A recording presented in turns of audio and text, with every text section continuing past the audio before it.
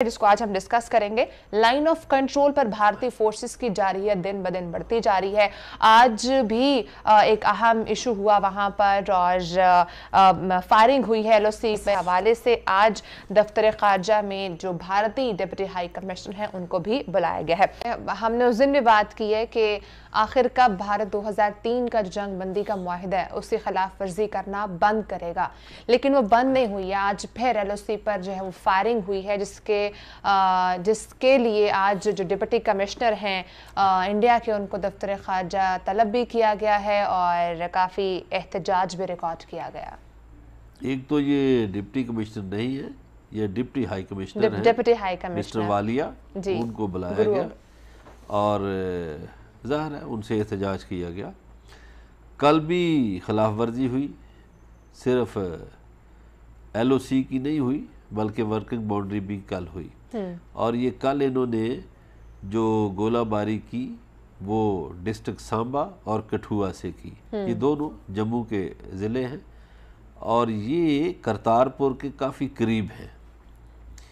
तो एक तरह से ये करतारपुर को भी टारगेट कर रहे हैं। तो पाकिस्तान में चूँकि अक़लियतों का भी ख्याल बहुत रखा जाता है, तो पाकिस्तान ने एक बेहतर अंदाज में अपने सिखों के लिए करतारपुर राहदारी खोली ताकि वो अपने गुरुद्वारे में आ सकें, अपनी इबादत कर सकें। तो वहाँ उसके करीब गोलाबारी का जवाज़ नहीं पैदा होता, वहाँ नहीं करनी चाहिए थी। और फिर वर्किंग बाउंड्री की तो बिल्कुल खिलाफ वर्जी नहीं करनी चाहिए, एलओसी की भी नहीं करनी चाहिए। अब ये है कि मोदी का ये पागलपन है।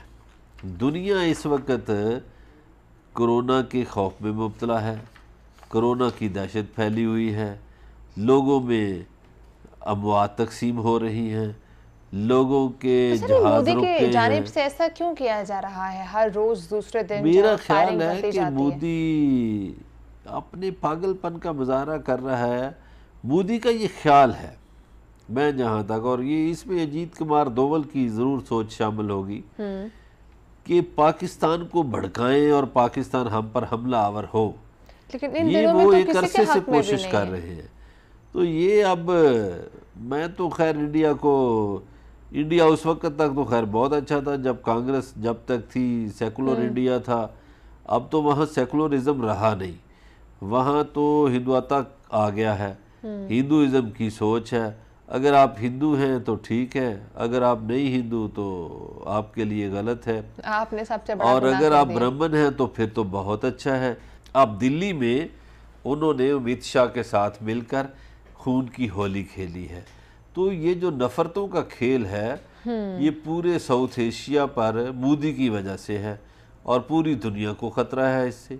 ये मोदी को समझ नहीं आती कि भाई इस वक्त दुनिया और एक खौफ में मुब्तला है, सारी दुनिया कोरोना के ख़िलाफ़ लड़ रही है। ख़ुद मोदी ने अपने मुल्क में कर्फ्यू लगा रखा है और साथ साथ ये चालें भी चलता है। तो इसकी एक तो अक़वाम मुत्तहिदा को भी चाहिए, अक़वाम मुत्तहिदा को चाहिए कि खुदारा कश्मीर के बारे में जो करारदादें हैं उस पर अमल दरामद कराएं। ये अक़वाम मुत्तहिदा की ज़िम्मेदारी है। और मैं समझता हूँ पिछले 70 बरसों में अक़वाम मुत्तहिदा ने अपनी ज़िम्मेदारी अदा नहीं की। उन्होंने गफलत का मुजाहरा किया और बड़ी ताकतों ने भी गफलत का मुजाहरा किया। क्या कश्मीरियों का जुर्म सिर्फ यह है कि वो मुसलमान हैं? ईस्ट तैमूर में तो आप मुल्क बना देते हैं फ़ौरन, साउथ सूडान में तो मुल्क फ़ौरन बन जाता है, मगर कश्मीर और फ़लस्तीन का फ़ैसला आप इसलिए नहीं करते कि ये मुसलमान हैं वहाँ। और अब जो कोरोना से आप बड़े परेशान हुए फिरते हैं, आपको उस वक़्त खौफ नहीं आता जब आप मुसलमानों के बच्चे ज़िबा करते थे, जब बम गिराते थे और मुसलमानों के बच्चे बच्चियां रोते थे। ठीक है, उस वक्त आपको कोई ख्याल नहीं आता था। मुसलमान और हिंदू में है, आने वाले वक्तों में जब ये जंग शायद ख़त्म हो जाए तो अगर हम देखें तो शायद जो हिंदुओं के अपने जो फ़िरके हैं उन सब में ये जंग छिड़ सकती है। आज सिर्फ हिंदू और मुस्लिम्स की जंग है, आगे हिंदुओं के अपने अंदर भी जंग हो सकती है।